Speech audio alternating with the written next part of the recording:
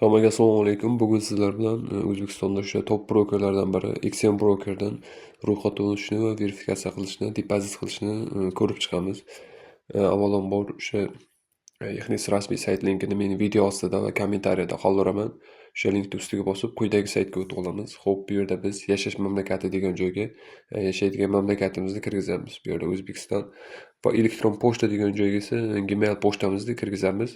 Bu parol degan joyga biz shaxsiy parol yaratib olamiz.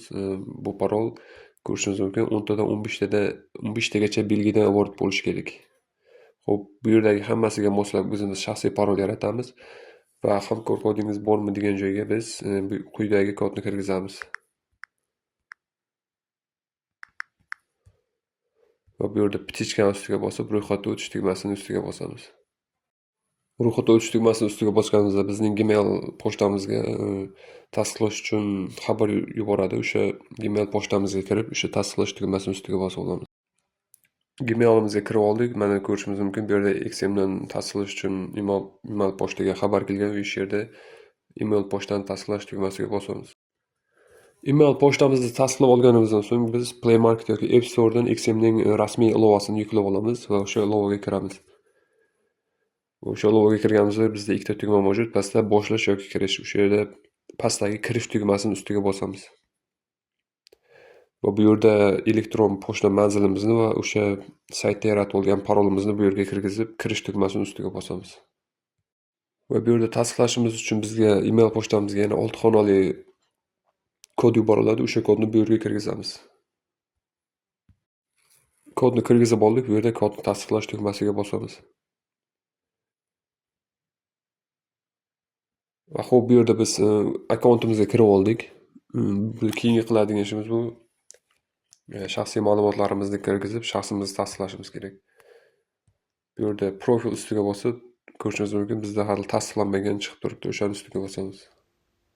Bu yerda biz birinchi telefon raqamimizni tasdiqlab olamiz. Buning uchun telefon raqamimizni kirgizib, kodni qabul qilish tugmasiga bosamiz. Bu yerda tasdiqlash kodi telefon raqamimizga kelgandan so'ng o'sha kodni kiritib tasdiqlash tugmasiga yana bosamiz.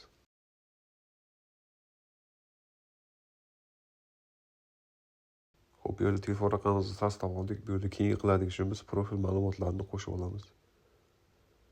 Xo'p, bu yerda biz ism degan joyga ismimizni, ID karta yoki pasportdagi ismimizni va familiya degan joyga familiyamizni, tug'ilgan sanaga esa tug'ilgan sanamizni kirgizamiz.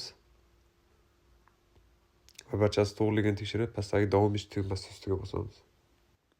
Keyingi qiladigan ishimiz bu yashash mamlakatimizni, ya'ni yashash joyimizni tasdiqlaymiz. Bu yerda biz manzil degan joyga viloyatimizni, shahar degan joyga esa shahrimizni, ko'cha raqami va oxirida pochta indeksimizni kirgizib olamiz.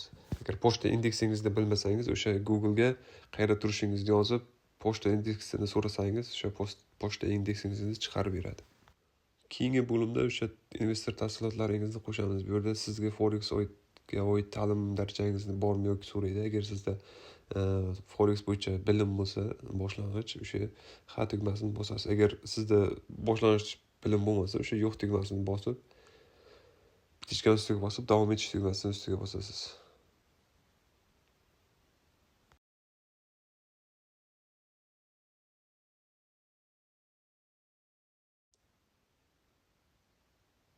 Keyingi bo'limda biz shaxsimizni tasdiqlab olishimiz kerak, ya'ni o'sha dokumentlarimizni.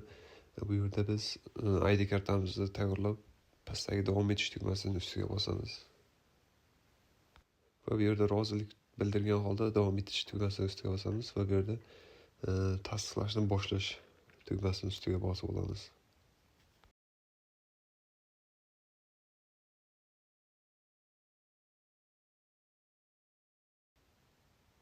Keyingi bo'limda biz country degan joyga O'zbekiston va document type degan joyga bu yerda ID karta, pasport va haydovchilik guvohnomasi bilan shaxsimizni tasdiqlashimiz mumkin.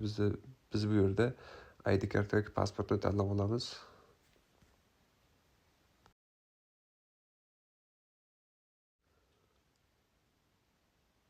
Bu yerda ID kartamizni rasmini olib joylashimiz kerak. Bu yerda e'tibor berishimiz kerak, o'sha ID karta tiniq chiqishi kerak, g'ubor bo'lmasligi kerak va bu yerda shu ID karta soxta bo'lmasligi kerak, ya'ni skrinshot bu yerlarni yuklab bo'lmaydi.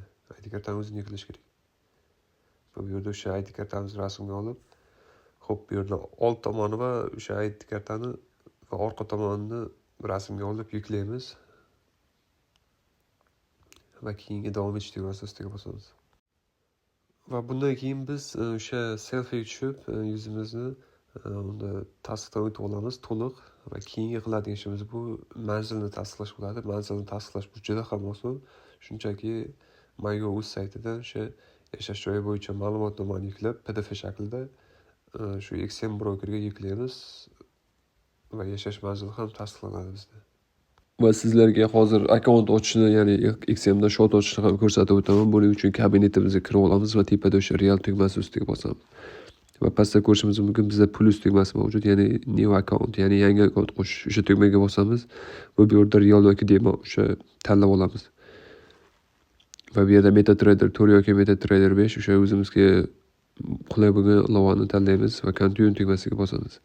Xo'p, bu yerda bizda shot turlari mavjud. 5 xil shot turi mavjud. O'sha o'zingizga yoqqanini tanlab continue tugmasi ustiga bosamiz. Va bu yerda leverage, bu yerda maksimum 1 ga 1000 o'zingizga bu yerda yoqqan leverage'ni tanlashingiz mumkin. Va USD currency degan joyga esa o'sha valyutani o'zingizga yoqqanini tanlab olasiz. Va account name,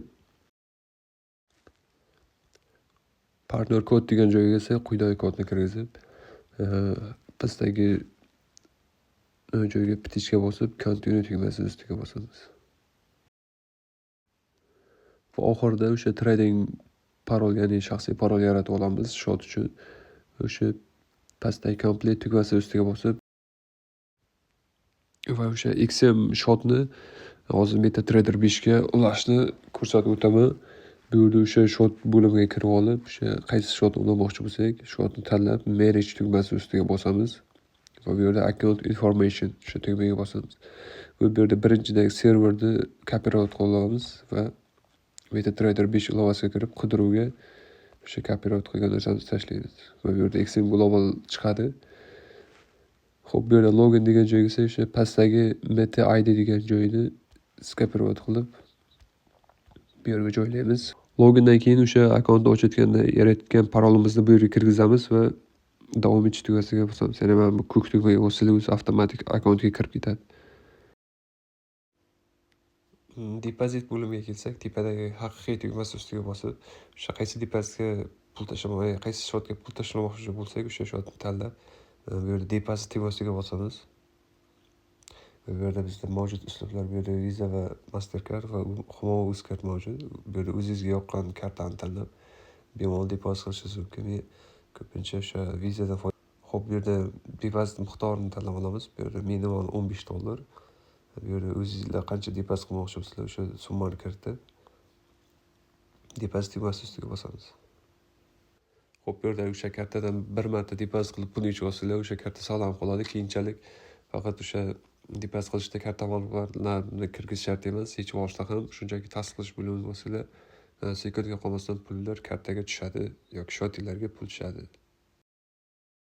XM o'sha Ignis brokerdan keyingi turadigan ikkinchi eng tez pulni tashlab beradigan va shu depozit qilsa, shu tez pul tushadigan broker hisoblanadi. Xo'p, bu yerda bir marta depozit qilib pulni yechib olsanglar, o'sha karta saqlanib qoladi. Keyingi depozit qilishda pulni yechib olishda o'sha boya karta ma'lumotlarini kiritish shart emas. Shuni tasdiqlashni bosinglar, birdan depozit qilib o'sha pulni yechib olishinglar mumkin. Va bu yerda Humo Uzcard bo'limi ham mavjud, faqat bu bo'limda minimal depozit 600 ming hisoblanadi.